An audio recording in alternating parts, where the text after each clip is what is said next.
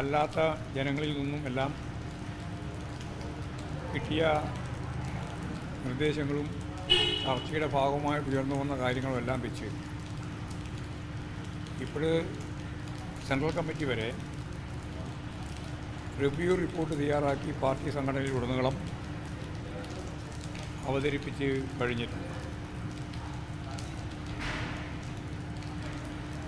ഈ പരാജയത്തെ സംബന്ധിച്ചുള്ള ഞങ്ങൾ കണ്ടെത്തിയ സംഘടനാപരവും രാഷ്ട്രീയ പ്രത്യയശാസ്ത്രപരവുമായ ദൗർബല്യങ്ങൾ പൂർണ്ണമായിട്ട് പരിഹരിച്ച് ഒരു പുതിയ ഊർജത്തോടെ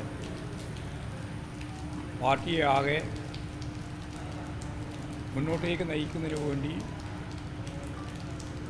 കർമ്മ പദ്ധതി തയ്യാറാക്കുക എന്നുള്ളതാണ് ഈ വിപുലീകൃത സംസ്ഥാന കമ്മിറ്റി യോഗത്തിലൂടെ ഞങ്ങൾ ഉദ്ദേശിക്കുന്നു. സംസ്ഥാന കമ്മിറ്റി അംഗങ്ങളും ജില്ലാ സെക്രട്ടേറിയറ്റ് അംഗങ്ങളും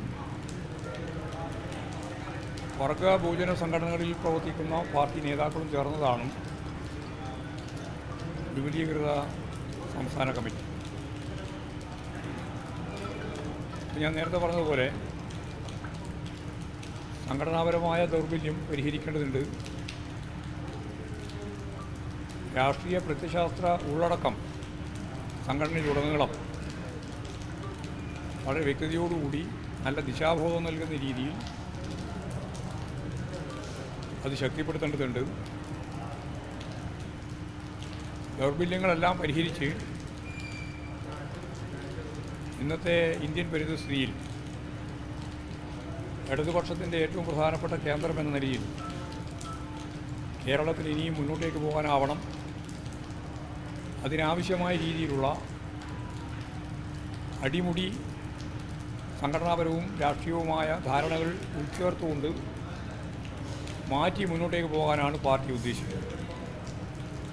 അതാണ് വിപുലീകൃത സംസ്ഥാന കമ്മിറ്റി കൊണ്ട് പാർട്ടി ഉദ്ദേശിക്കുന്നത്.